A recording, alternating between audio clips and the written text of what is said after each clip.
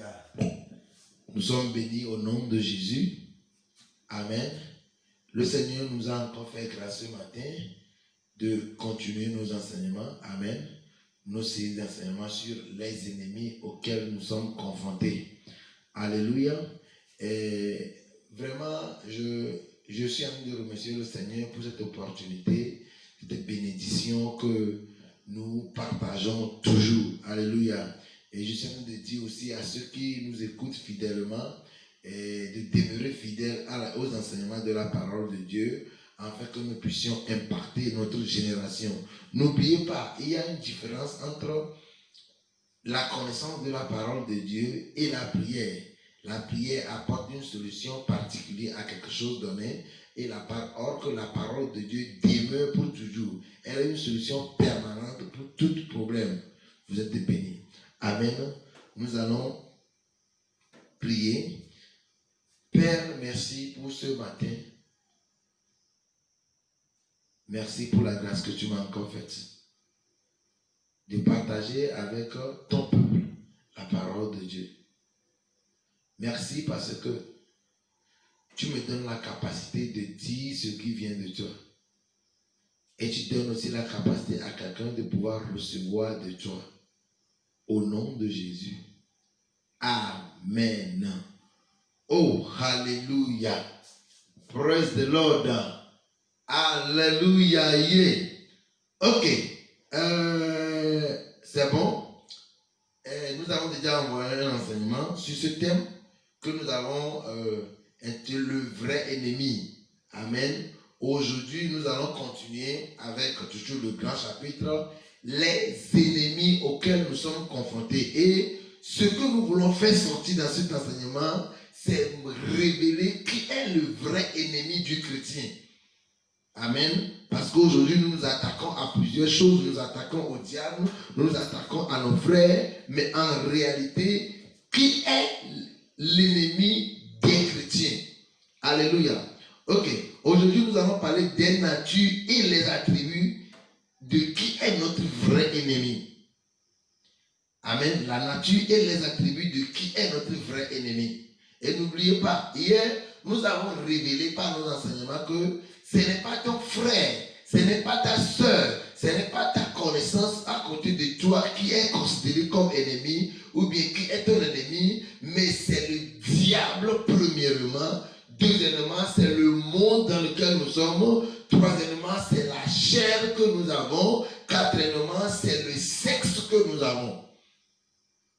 Alléluia. Et quand je viens de citer toutes ces choses-là, tu comprendras déjà que c'est à travers ces 4 éléments que nous tombons ou nous relevons. Praise the Lord. Aujourd'hui, quelqu'un dira pourquoi le pasteur est en train de révéler tellement le diable. Non, je ne suis pas en train de révéler ce que le diable est, mais je suis en train de montrer par la grâce de Dieu ce que ton adversaire est. Afin que tu puisses enlever tes yeux de tes frères, tu puisses te déconnecter de celui que toi tu as toujours appelé ennemi et vraiment penser à celui qui vraiment t'attaque. Alléluia. Alors nous allons commencer. Et cet ennemi que nous avons a 20 noms. Et nous allons donner tous ces 20 noms avec leurs attributs, leur signification et le rôle qu'il a. Parmi ces noms, il y a des noms que Dieu même lui a donnés. Si le Dieu que tu sais fidèlement, si Jésus-Christ qui est venu triompher sur la croix pour toi, a donné un nom à quelqu'un, est-ce que toi tu peux changer le nom? Tu ne pourras pas changer ce nom. Amen. Alors rapidement, nous allons lire quelque chose dans Jean 6. Amen. Jean, le chapitre 6. Ça, c'est pour commencer. Le premier nom que le diable a, le premier nom que ton adversaire, ton unique adversaire, qui ne veut jamais que tu plaies à Dieu, le premier nom qu'il a, on l'appelle diable. Et diable vient du mot diabolos, ce qui veut dire être maléfique. Amen. camp du diable, cela veut dire être maléfique, celui qui est humainement cruel et méchant. Celui qui est méchant, ce n'est pas ta soeur. Parce que nous appelons nos soeurs des méchants, nous appelons nos frères des méchants, mais le vrai méchant que nous avons, ce n'est pas ta soeur, c'est ni ton frère, c'est le diable. On l'a appelé diable parce que Dieu même reconnaît qu'il est très méchant. Et celui qui lui a donné ce nom, c'est Jésus. Nous allons dans Jean 6, le verset 70. Jean 6, le verset 70. Rapidement. Oh, alléluia. Le verset 70. Jésus leur répondit, n'est-ce pas moi qui vous ai choisi, vous les Judes, et l'un de vous est un diable? Praise the Lord. Jean 6, le verset 70 dit, Jésus-Christ dit, c'est moi le Christ qui vous a choisi. Vous devez être avec moi afin que je puisse accomplir le projet de Dieu. Mais parmi vous, nous avons besoin d'un diable. Et je ne veux pas parler de ça aujourd'hui, mais je vais faire savoir à un chrétien que c'est à cause de ce que le diable fait dans nos vies que nous accomplissons nos destinées. Christ est venu sur la terre pour donner sa vie pour nous, pour se sacrifier pour nous. Mais il ne pouvait pas aller lui-même à la croix. Quelqu'un devait le trahir, quelqu'un devait le frapper, quelqu'un devait le crucifier pour que tu sois chrétien. Donc de la même manière aujourd'hui, si le chrétien peut comprendre que le rôle du diable dans sa vie, c'est l'amener à l'accomplissement de ce projet, c'est l'amener à l'accomplissement de la vision de Dieu pour lui, il comprendra que le fait de se lever, de vouloir créer des feux spéciaux, ce sera mieux pour lui peut-être de chercher Dieu et de connaître Dieu pour lui. Le premier nom qu'il a, ton adversaire, celui qui ne veut jamais te voir avoir la paix, celui qui ne veut jamais te voir avancer, on l'appelle le diable. Il est diable. Il est humainement cruel. Il est humainement cruel, méchant. Tout ce qu'il pense tous les jours, c'est détruire la vie de quelqu'un. Son deuxième nom, on l'appelle Satan. C'est un opposant. Quand on l'appelle Satan, c'est parce qu'il s'oppose. Tu veux faire ton mariage, il s'oppose. Tu veux avancer dans le business, il s'oppose. Tu veux avoir la bonne santé, il s'oppose. Tout ce qui te donne la paix, il s'oppose. Tout ce qui te donne la liberté, il s'oppose. C'est un opposant. On l'appelle Satan parce qu'il s'oppose toujours aux bonnes choses dans la vie des enfants de Dieu. Rappelez-vous très bien dans la vie de Job, la Bible dit que Satan est allé au ciel. Et nous allons expliquer bientôt pourquoi il va encore aussi. Il va au ciel et s'il peut aller encore au ciel aujourd'hui. Le Saint-Esprit me demande de l'expliquer en même temps. Écoutez, au temps de Job, la Bible dit que quand les fils de Dieu se sont rassemblés auprès de Dieu, le diable fut trouvé parmi eux. Et c'est Dieu qui l'a posé la question pour la première fois. Qu'est-ce que tu es en train de faire? Et il dit que, d'où viens-tu? Il dit que je suis allé sillonner la terre. Qu'est-ce qu'il sillonne la terre pour faire? Éphésiens nous dit déjà qu'il rôde autour des chrétiens. Il rôde comme un lion rougissant, cherchant qui dévorer. Celui qui rôde autour de toi pour te dévorer, ce n'est pas ta belle-mère. Celui qui rôde autour de toi pour détruire ta vie, ce n'est pas ton beau-père. Ce n'est pas ta tante là que tu as appelée dans ta prière. Celui qui rôde autour de toi, qui ne veut jamais te voir avancer, c'est le diable. Et Dieu l'a demandé, d'où viens-tu? Il dit, je viens de la terre. Je suis allé pour sillonner la terre pour voir qui dévorer. Et Dieu lui demande, est-ce que tu as remarqué mon serviteur Job? Et il dit oui. Et la suite de l'histoire se trouve dans Job. La Bible dit qu'il est venu et il s'est opposé. Il a demandé la permission à Dieu pour s'opposer à Job. Job était un homme d'affaires. Il s'est opposé à ses affaires. Job était un agriculteur. Job était un éleveur. Il s'est opposé à ces choses. L'opposant de ton business, l'opposant de ta paix, l'opposant de ta réussite, ce n'est pas les humains, c'est le Satan. Praise the Lord. C'est 100 ans. Dans Zacharie 3, le verset 1 à 5 aussi, on l'appelle 100 ans. La Bible dit dans Judas 1, le verset 9, la Bible dit que quand Moïse est mort et que Dieu a demandé aux anges d'aller amener le corps de Moïse, le diable, Satan s'est opposé. Il s'est opposé. Pourquoi il s'est opposé? Il veut, rappelez-vous très bien, que le serpent des reins que Dieu a utilisé dans le temps pour sauver les Israélites est devenu un idole en Israël. Donc, pourquoi est-ce que le diable voulait coûte garder Moïse? Il veut le garder parce qu'il sait qu'avec le temps, les hommes vont commencer par adorer Moïse. Les gens vont commencer par aller sur le tombeau de Moïse, ils vont commencer par l'invoquer. Les gens vont commencer par célébrer les morts. Il y a plusieurs raisons pour lesquelles Dieu n'a pas accepté de donner le corps de Moïse au diable. Le diable est venu s'opposer. Il ne veut pas que Moïse rentre dans la paix de Dieu. Moïse n'est pas arrivé à Canaan, mais le diable voulait aussi l'empêcher qu'il rentre dans la paix de Dieu.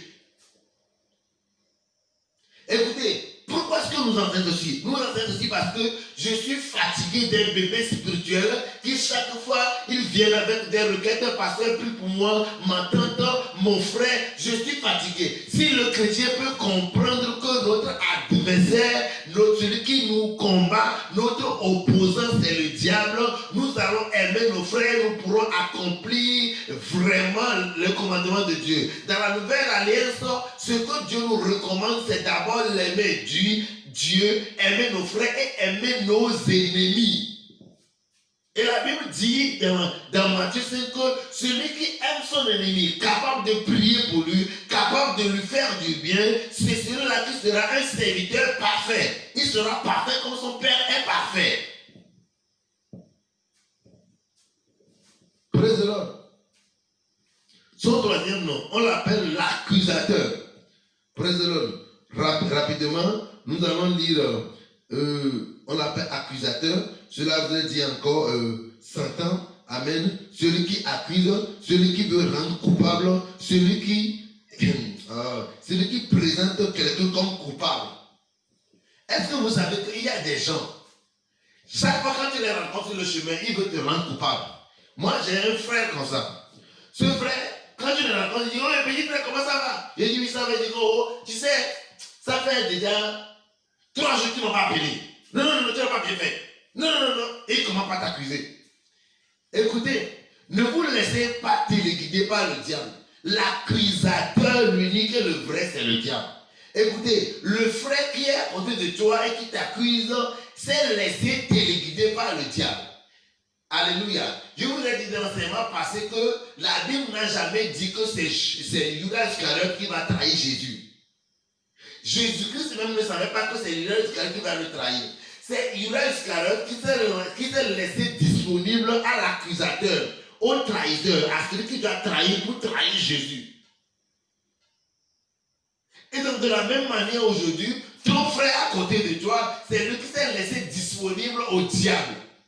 Mais pour pouvoir vaincre, tu laisses ton frère et tu menaces le diable derrière lui. C'est comme nous avons lu hier dans Marc 4. La Bible dit que quand le vent était rentré en contact avec de l'eau, et automatiquement l'eau a commencé à rentrer dans la barque dans laquelle Jésus se trouvait. Quand Jésus s'est réveillé, il a menacé le vent, mais a parlé à la mer. Il a parlé à la mer parce que la mer, c'est sur la mer qu'il se tenait.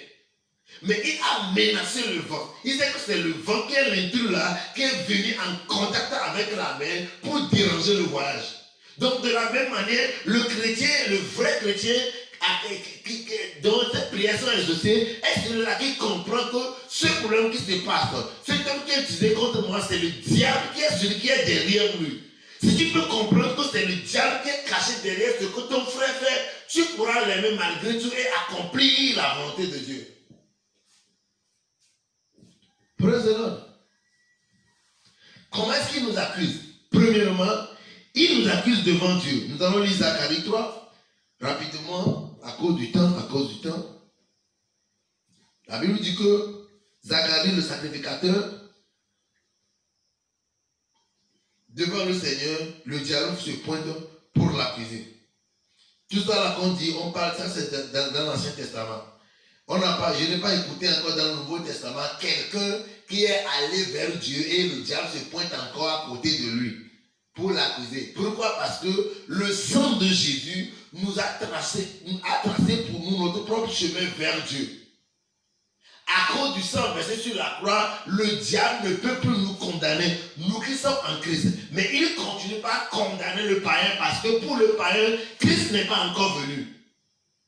Alors, ceux qui se posent la question à savoir, est-ce qu'aujourd'hui le diable peut se pointer encore auprès de Dieu comme s'est pointé dans le cas de Job? Oui pour le païen, mais non pour moi parce que le sang de Jésus m'a créé la paix avec Dieu. Je suis assis en Christ à la droite du Père, au côté puissance. Le diable ne peut plus se tenir entre moi et Dieu pour m'accuser. Celui qui peut t'accuser, c'est toi-même qui peut t'accuser. C'est pourquoi d'abord le diable vient changer ta compréhension des choses pour pouvoir rentrer dans l'accusation. Donne-moi un bon amen. Amen. L'accusateur, il n'accuse devant Dieu. Il a accusé Job, il a accusé Jésus devant le Seigneur. Nous allons lire rapidement Zacharie 3, le verset. Oh, alléluia. Zacharie 3. Amen. Le verset 1 à 5. La Bible dit, il me fit voir Jésus, le souverain sacrificateur, debout devant l'ange de l'Éternel, et sentant qu'il se tenait à sa droite pour l'accuser. Le verset 2. L'Éternel dit à Satan, que l'Éternel te reprit. Il dit, l'Éternel dit à Satan. Il y a d'autres versions qui ont dit, l'ange de Dieu dit à Satan, que l'Éternel te reprit. Satan, que l'Éternel te reprit. Lui qui a choisi Jérusalem, n'était pas là un tisson arraché du feu? Ici, l'ange du Seigneur dit à Satan, que l'Éternel te reprit. Ça, c'est dans l'Ancien Testament. Et quand nous voyons dans Jude 1, le verset 9, la Bible dit que quand l'ange Michel est venu pour prendre le corps de Moïse, Satan critiquait, Satan s'opposait à ce que le corps de Moïse soit pris vers Dieu. Et la Bible dit que l'ange ne l'a pas insulté. L'ange l'a dit que Dieu te réprimande. Et dans Zacharie, il dit que Dieu te reprime. Pourquoi l'ange n'a pas arrivé à insulter le diable? Pourquoi l'ange n'a pas arrivé à combattre le diable? L'hymne romanique qui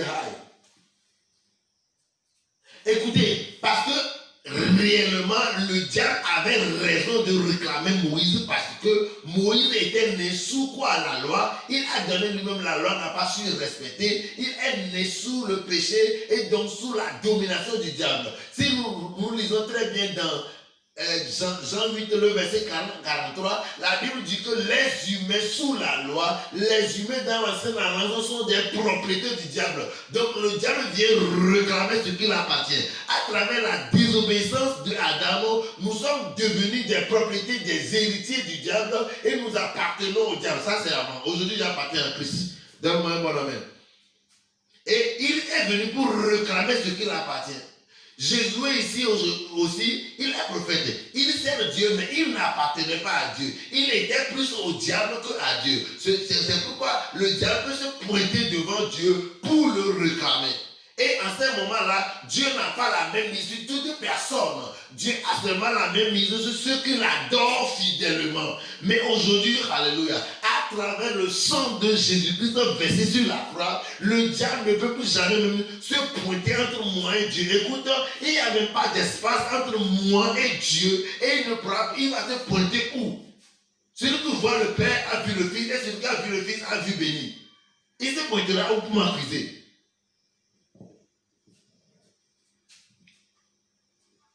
Si tu es chrétien et quand tu fais quelque chose, tu t'accuses encore et encore, j'aimerais te faire savoir que tu n'es pas encore parfait.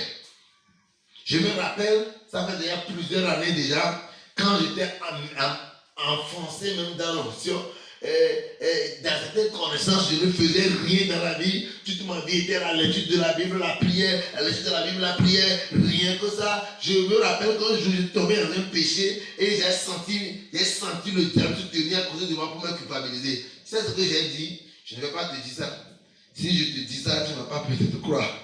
Alléluia. Verset 3. Or Jésus était couvert de vêtements sales et il se tenait debout devant l'ange. Amen. L'ange prenait la parole. L'Esprit de Dieu me dit d'expliquer ici. La Bible dit que Jésus se couvert de vêtements sales. Jésus se couvert de vêtements sales. Amen. Est-ce que vous avez lu quelque chose dans la Bible quand Jésus était parti pour tuer quelqu'un?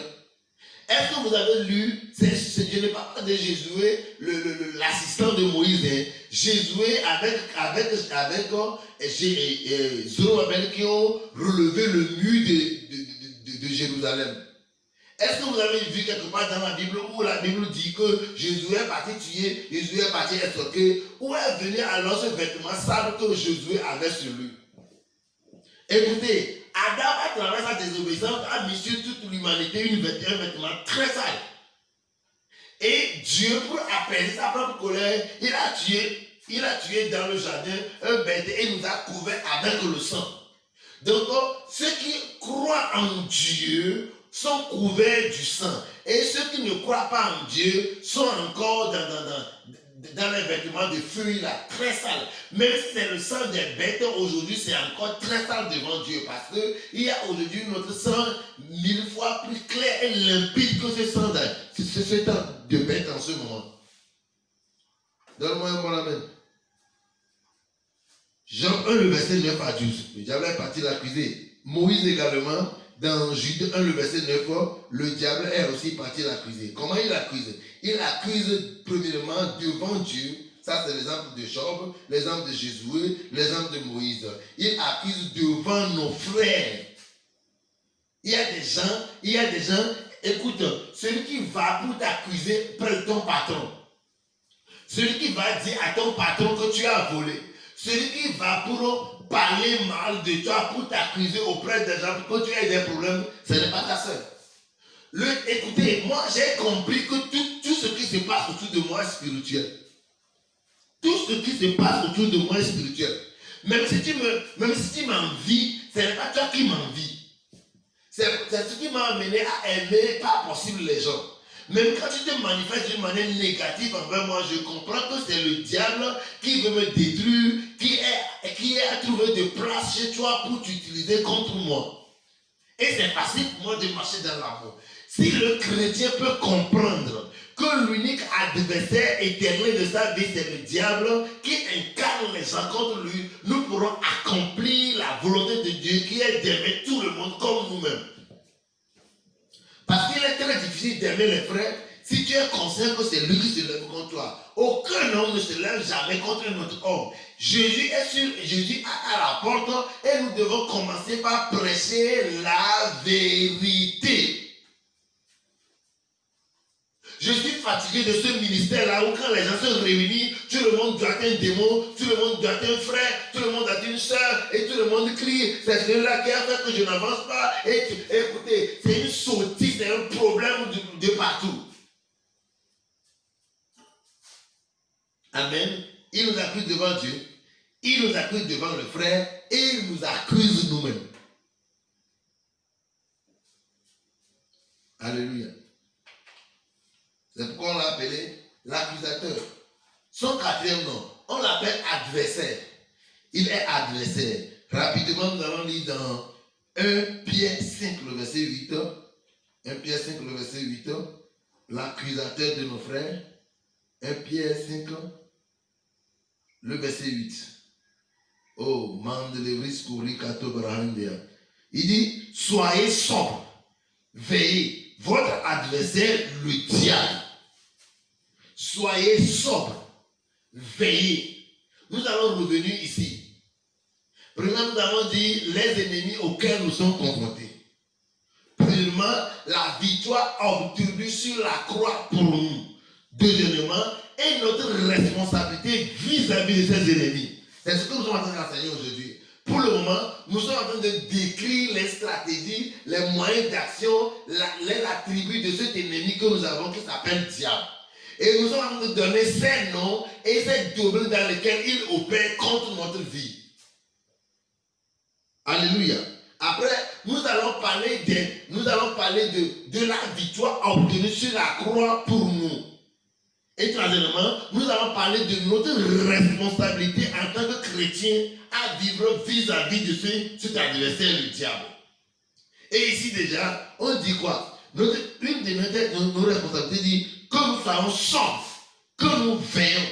Pourquoi l'adversaire, le diable, rôde?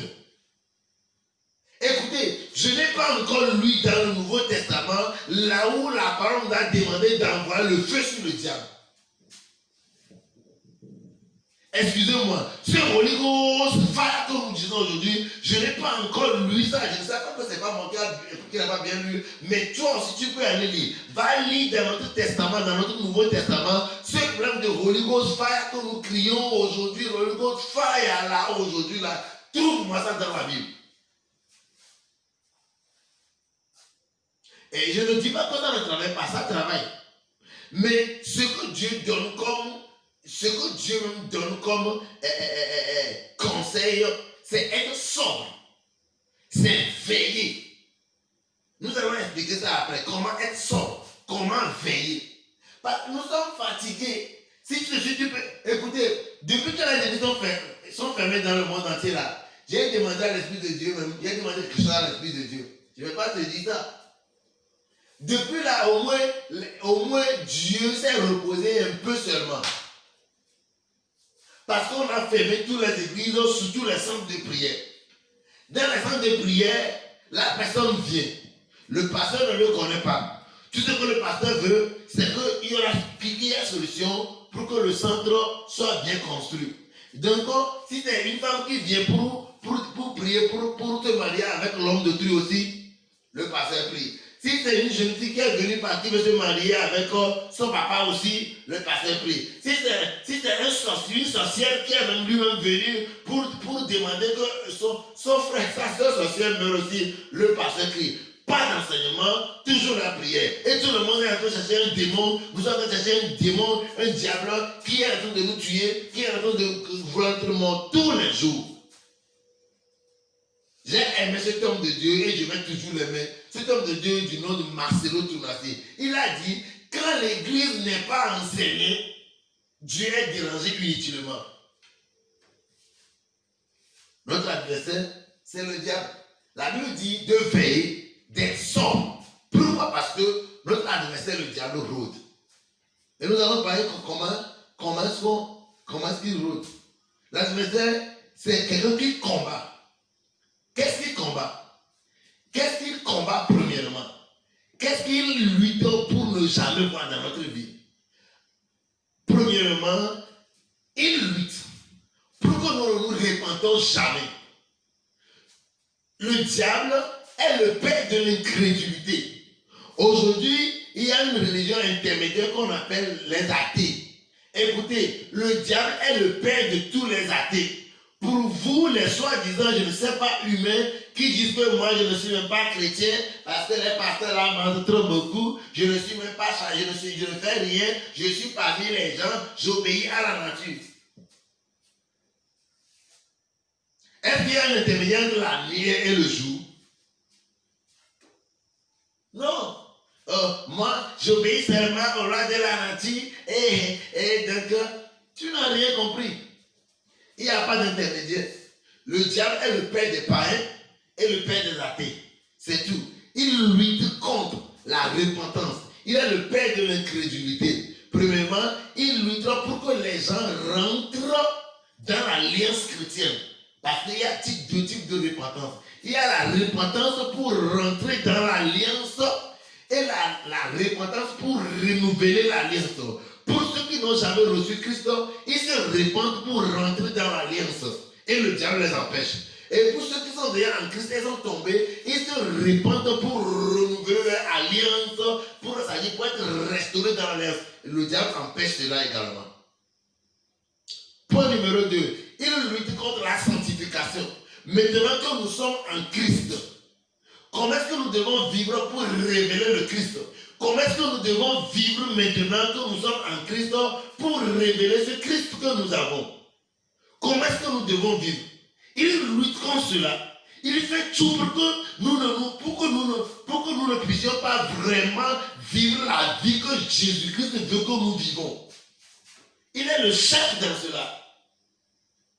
Et troisièmement, il lutte contre notre consécration. Maintenant que nous sommes en train de ressembler Christ, comment est-ce que nous allons faire pour produire les fruits? Parce qu'il n'y a pas seulement ressembler Christ.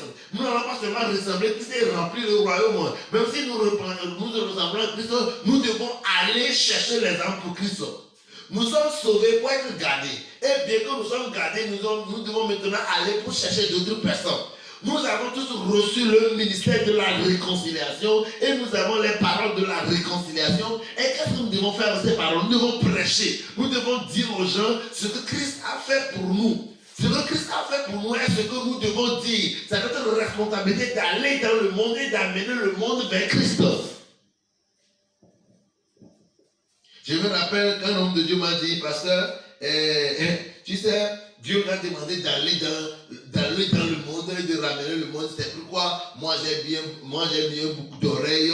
Moi j'ai envie de me coiffer comme ça pour pouvoir aller dans le monde. Quand il a commencé cela, je lui ai dit, mon frère, Dieu a dit d'aller dans le monde, mais il n'a pas dit d'aller imiter le monde pour sauver le monde. Aujourd'hui, il n'est plus pasteur. Tu sais pourquoi? On n'imite pas le monde pour sauver le monde. Même si tu vas dans le monde, demeure chrétien. Jésus-Christ est venu sur la terre parmi les hommes. Il était homme, il n'a pas marché comme les hommes, il n'a jamais péché. Amen.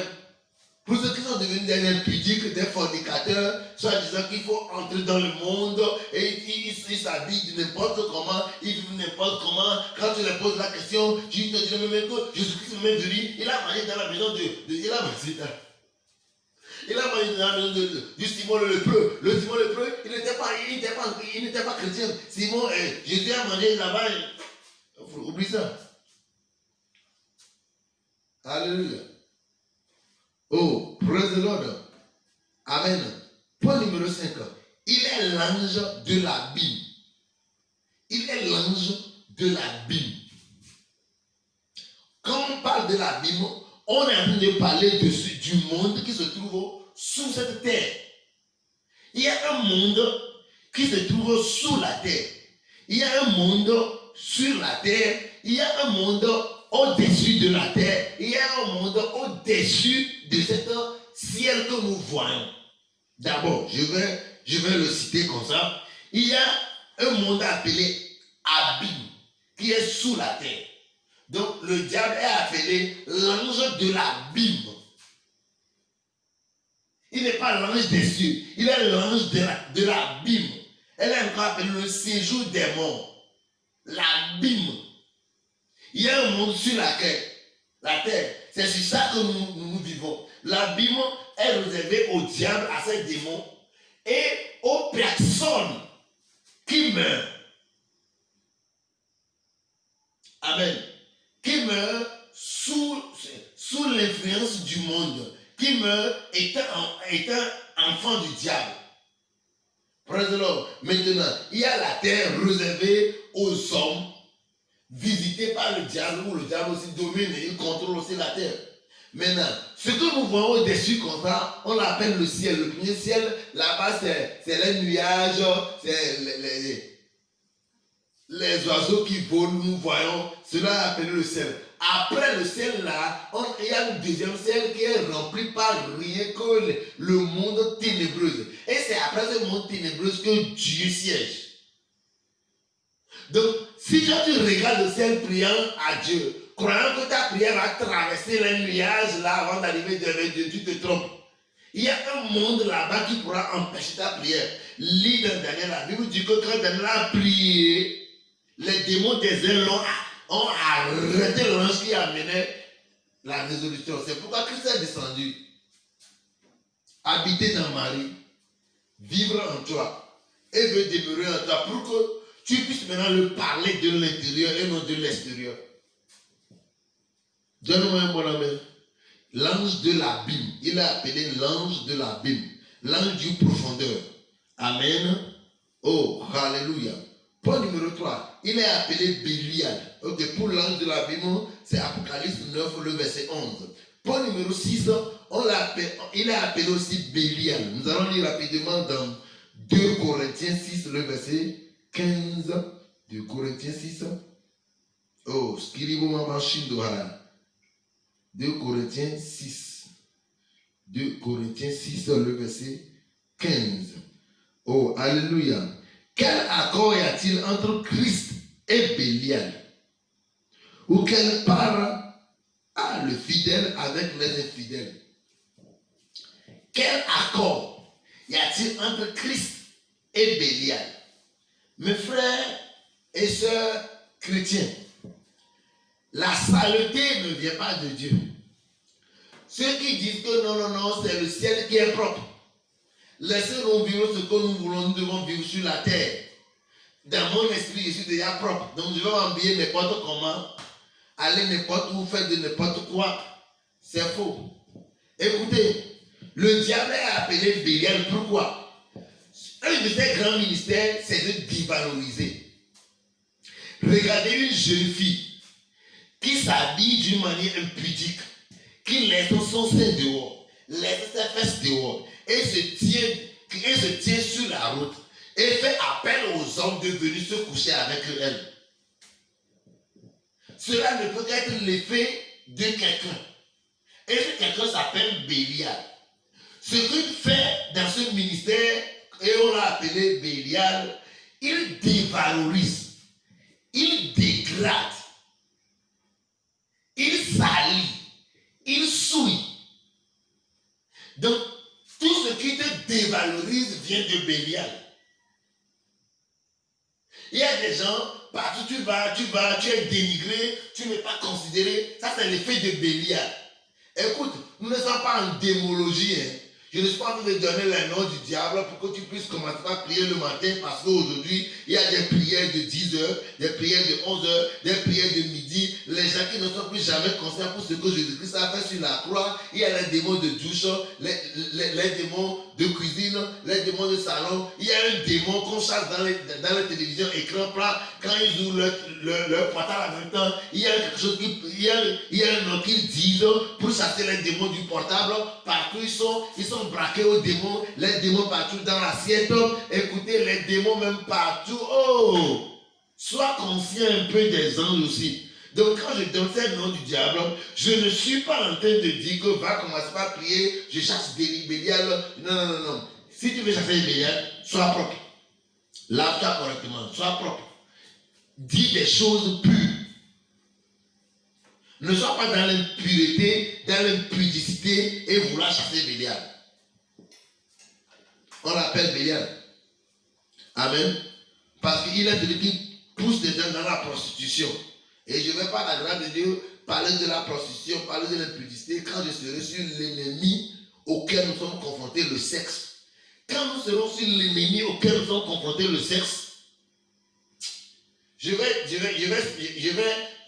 demander de tout faire pour le suivre. Donne-moi un bon ami. Oh, hallelujah.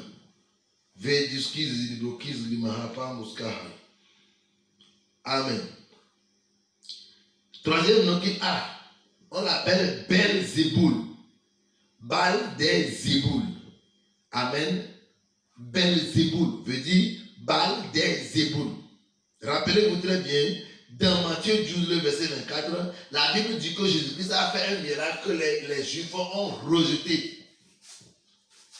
Jésus-Christ a fait le miracle. Les Juifs ont rejeté le miracle. Ils ont dit non. Ce miracle ne vient pas de Dieu. Ce miracle vient du prince des démons qui s'appelle Belzéboul. Écoutez, c'est vrai. Belzéboul, c'est le nom, c'est-à-dire, c'est le nom du diable. C'est-à-dire, c'est un de ses ministères. Aujourd'hui, les prophètes, les faux prophètes, qu'est-ce qu'ils font? Eux-mêmes, par leur puissance magique, amènent la maladie. Et avec cette même puissance magique, ils te guérissent de nouveau. Donc, en ce moment-là, c'est Belzéboul qui faisait ça dans l'Ancien Testament.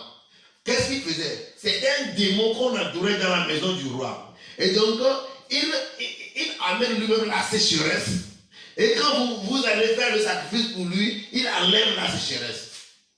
Il amène la stérilité dans le pays et il demande, j'ai besoin de ceci, j'ai besoin de cela, je fais ceci, je fais cela. Et quand vous lui donnez ce qu'il veut, il enlève cela. Donc on l'appelle le chef des armées, Baal des Zéboul, Belzéboul. Et donc, quand Jésus-Christ en ce moment-là opérait dans une dimension très supérieure, la Bible dit que les Juifs l'ont appelé, il est un prince des démons, il est en train de chasser les démons par l'esprit Belzéboul. Et qu'est-ce qu'il les a dit? Il dit, si moi je chasse pas Belzéboul, en quel nom vos enfants le font? Est-ce qu'un royaume peut se lever contre elle-même? Elle sera dévastée. Elle sera divisée. Cela veut dire que je ne peux pas me lever contre moi-même. Et laissez-moi vous donner ce secret. Aujourd'hui, les faux prophètes que vous voyez à travers le monde entier, va lire dans Luc 13, dans Luc 9 plutôt. La Bible dit que Jésus était de passage vers Jérusalem. Ils ont traversé un village. Et Jacques vient vers Jésus. Il dit, Jésus, quand nous étions en train de traverser le sud, est-ce que tu entendais une voix qui criait? Jésus a dit oui. Il dit, c'est un jeune. Il est en train de chasser les démons en ton nom, mais il n'est pas avec nous. Va écouter ce que Jésus-Christ l'a dit. Il dit, laisse-le. Il ne veut pas parler de nous et en même temps être contre nous. Laisse-le. Écoutez, vous qui êtes à la maison, vous ne prêchez même pas, vous ne serez pas des hommes, vous ne vivez même pas la sanctification, vous êtes des chrétiens consommateurs, des obèses spirituels. Cela veut dire que vous écoutez seulement la parole de Dieu, vous ne mettez même pas en pratique, vous ne produisez même pas de fruits, vous êtes là seulement. Et ce que vous pouvez faire, c'est de partager les vidéos pour dire que telle info, telle info, telle info. Tu comprendras à la fin de temps que ce faux homme de Dieu a sauvé plus d'âmes que toi. Et quand Dieu va vouloir le bénir là, à quelques minutes avant, Dieu lui dit, mon fils, viens. Tu as travaillé pour moi même dans l'obscurité, mais viens. Confesse tes péchés. Je vais te sauver. Et il va aller au ciel. Et toi qui te dis chrétien aux belles spirituelles là, tu te retrouveras en enfer. Donne-moi un bon amen. Amen. Pour ce nom, nous allons lire dans Matthieu 12, le verset 24. Alléluia. Il est appelé le Dieu de ce siècle. Le Dieu de ce siècle. Oh. Qui a appelé le diable le Dieu de ce siècle? C'est le Saint-Esprit. N'oubliez pas, le Saint-Esprit est l'auteur de la Bible. Et les hommes sont des écrivains. Paul est un écrivain. L'auteur des Écritures, c'est le Saint-Esprit. C'est le Saint-Esprit qui a inspiré Paul à écrire ce qu'il a écrit. Le Saint-Esprit a inspiré Jean à écrire ce qu'il a écrit. Le principal même, c'est le Saint-Esprit. Et qui a appelé le diable le Dieu du sexe, c'est le Saint-Esprit. Maintenant, pourquoi il a appelé comme ça? 2 Corinthiens 4, verset 4. Amen. Il a appelé parce que, actuellement, le Saint-Esprit même reconnaît le diable comme le Dieu de ce monde. Pour les chrétiens qui disent que le diable n'existe pas à cause de leur spiritualité, Jésus-Christ a reconnu la présence du diable. Et dans Matthieu 12, il a dit, si tu vas vers un homme fort pour prendre ses biens, autrement dit, il est en train de dire que le païen appartient au diable et qu'il est le bien du diable. 2, il a appelé l'homme fort. Jésus-Christ a reconnu que le diable est un homme fort. Mais dans Luc, il a dit, un homme plus fort va et pourra retirer ce qui est dans sa main. Mais dans Matthieu, il le traduit comme ça. Il dit, celui qui doit être encore plus fort. Autrement dit, le diable est fort, je le reconnais, mais je suis plus fort que lui. Et moi en vous, moi avec vous, vous serez plus fort que lui. C'est tout. Si le diable a été reconnu comme fort par le Messie lui-même, si le Saint-Esprit voulant rédiger la Bible dit que c'est le Dieu du siècle présent, si Paul a a vu et il dit que celui-là, il faut le fuir. Je ne sais pas, toi, ta spiritualité. Amen. Oh, Rimandoski Riboroska Bahaya. 2 Corinthiens 4, le verset 4. Il dit, pour les incrédules dont le Dieu de ces siècles a aveuglé l'intelligence, afin qu'ils ne visent pas plier la splendeur de l'évangile de la gloire de Christ, qui est l'image de Dieu. Le Dieu de ces siècles a aveuglé l'intelligence. Le Dieu de ces siècles, c'est le Dieu de la mode. Écoutez, les chrétiens à la mode. Des fois, si tu suis tellement la mode, tu seras téléguidé par le Dieu de ce siècle. Dieu n'est pas contre les Land Rover. Dieu n'est pas contre la technologie, parce que c'est ce que nous venons de faire. Tu vois, je suis en train de lire la Bible dans ma tablette, c'est par la technologie. Aujourd'hui, nous pourrons, après avoir fait ceci dans ce studio, nous allons l'envoyer à travers le monde, c'est la technologie. Mais le Dieu de la technologie, c'est le diable. Dieu le Père est Père de toutes choses. Mais celui qui téléguide la technologie, c'est le diable. Cela veut dire que quand tu prends la technologie, elle détruit 1000 fois plus qu'elle sauve. C'est pourquoi moi j'ai prié. L'Internet sera un évangéliste pour moi, mon ministère. Et c'est par Internet que les enseignements iront jusqu'à l'extrémité de la terre. Et je ne suis pas étonné quand les gens m'appellent dans d'autres langues pour témoigner de ce que la parole de Dieu à travers moi leur a fait. Je prêche en français, mais les gens m'appellent en anglais pour témoigner. Je me demande qui les a dit ça, qui les a interprété cela. Le Saint-Esprit est fidèle. Donne-moi un bon amen. Alléluia. Point numéro 9. On l'appelle le meurtrier. Le meurtrier, c'est une personne qui tue volontairement, sans raison et sans cause. Jean 8. Jean 8. Le meurtrier. Amen. Quand nous voyons dans Jean, il dit, celui qui retient son frère dans le cœur l'a déjà tué. Donc, vous qui avez retenu les gens dans vos cœurs, vous êtes des meurtriers, vous êtes en collaboration avec le diable. Et moi, j'aime conseiller aux gens, est-ce que c'est important que tu gardes quelqu'un dans le cœur, lui marche librement, il se porte bien, et toi tu es là à mourir. Le verset 44 de Jean 8, il dit, vous avez pour père le diable, et vous voulez accomplir les désirs de votre père. Il a été meurtrier dès le commencement et il ne se tient pas dans la vérité. Il a été meurtrier dès le commencement. Il a été meurtrier dès le commencement. Il a été meurtrier en tuant la destinée de Adam et Ève. Il a été meurtrier en coupant la vie d'Abel par son frère Caïn. Il a été meurtrier en organisant les génocides, en organisant les meurtres, en organisant des guerres à travers le monde. Le diable est un meurtrier. Quand il voit les gens gémir, quand il voit les gens mourir, il tue par volonté, il tue par plaisir. Si vous avez quelqu'un au village qui tue par plaisir, moi je me rappelle d'un vieux, un jour nous sommes partis faire un funéraire quelque part, on nous a parlé d'un vieux, on dit que le vieux là, il tue par plaisir. S'il se réveille aujourd'hui, qu'il passe dans la rue et qu'il voit un petit passer et il n'a pas aimé le petit là, il peut le tuer. Et personne ne l'arrête. Maintenant, tu sais ce qui s'est passé un jour? Je remercie le Seigneur qui a béni l'Assemblée de Dieu et l'a amené dans tous les coins. Assemblée de Dieu s'est implantée dans le village là.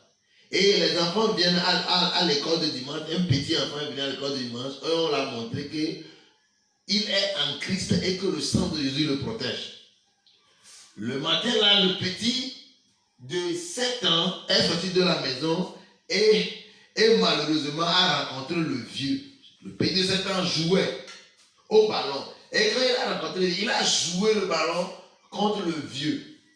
Écoutez, ses parents sont en train de s'apprêter pour faire son funérail. Ses parents s'apprêtaient pour l'enterrer parce que jouer ballon contre le vieux là, c'est que c'est fini. Et le vieux a dit, hé, petit! Et le petit est arrêté. Et il dit, tu sais ce qui t'attend. Le petit sait que je sais. Il dit, je sais ce qui m'attend. Le petit a répondu, je sais. Mais j'aurais aimé que tu saches aussi ce qui t'attend. Ce qui t'attend, moi je ne sais pas, mais il faut aussi savoir. Moi je sais que c'est la vie qui m'attend parce que je suis dans le sang. Oh, c'est fini. Pour ce petit de 7 ans de dire que je suis dans le sang de Jésus, ce vieux-là est mort en même temps. C'est le jour-là. Et on a dit, c'est devenu tout un dans le village, on dit que le petit de 7 ans a tué le vieux de 70 ans. L'enfant a compris. Amenez vos enfants à l'école de dimanche pour qu'on leur enseigne la parole de Dieu. Oh, alléluia. Point numéro 10, on l'appelle le prince des démons. Le prince des démons. On appelle prince le fils d'un roi. Et quand le diable dit qu'on l'appelle le prince des démons, le prince du royaume des ténèbres, Jésus-Christ est appelé le prince de la paix. Le diable est appelé le prince des démons.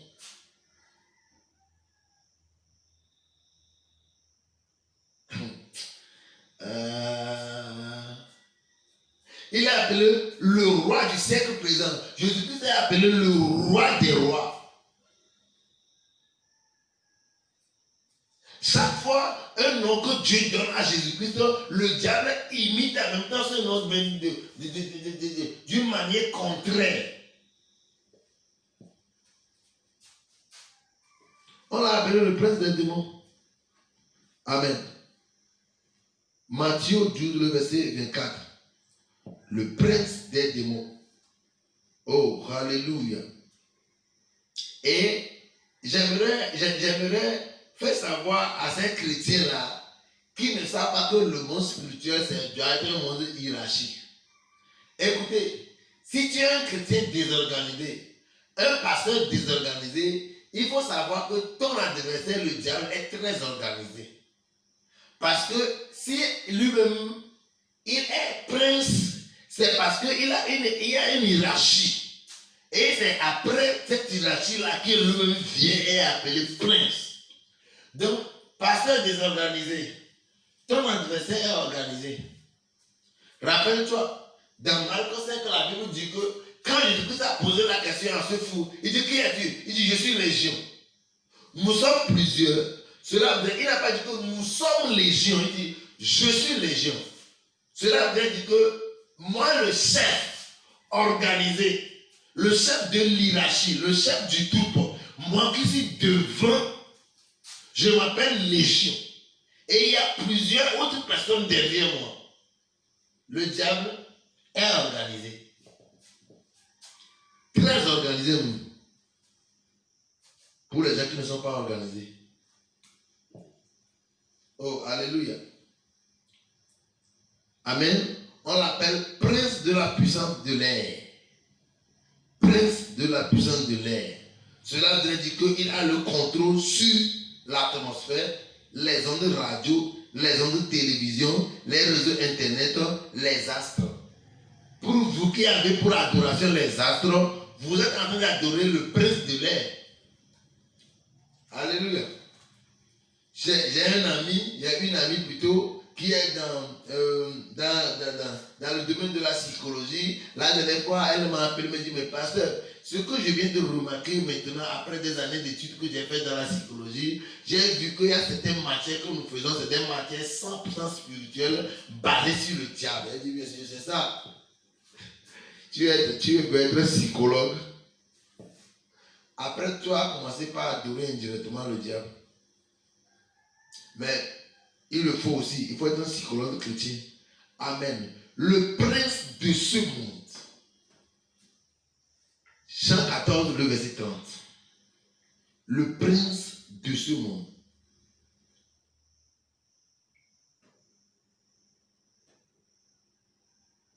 Alléluia. Nous sommes bénis au nom de Jésus. Toi qui viens de recevoir la parole de Dieu, tu es béni. Tu as écouté l'évangéliste béni depuis Togo. Nous allons continuer dans notre enseignement prochain. Que le Seigneur qui a toujours été fidèle demeure avec son enseignement et avec ceux qui l'ont écouté. Je vais prier pour toi. Mets-toi en genoux. Ferme les yeux. Au nom de Jésus. Seigneur, nous avons écouté ta parole. Nous l'avons reçue et nous allons le manifester pour que la gloire soit rendue. Au nom de Jésus. Amen.